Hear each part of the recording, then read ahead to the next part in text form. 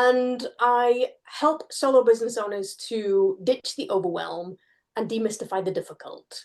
Because we all start out in business like we've got this great idea, and then it feels like 5 minutes later we get buried under a mountain of to-dos, or we start a project and within a few minutes it massively gets more complicated than we thought, or it's just 15 different more jobs than you thought it was going to be. And it's all about taking time to just focus on what you can do and rein in that little bit of that panic that starts to set in.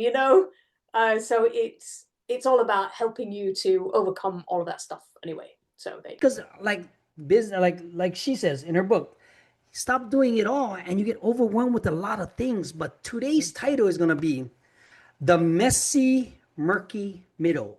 How does that apply to you, yourself, your emotions, Mhm. the business trauma that you have, or the expectations? And please explain that. I think a lot of the time people panic when they feel overwhelmed. And the thing that I have learned is that overwhelm comes from doubt, right? It doesn't come from anywhere else, just doubt. So if you don't have clear idea of your individual uniqueness, so you don't know how to present that, you don't know how to explain it, you don't know how to say it succinctly, then that creates overwhelm.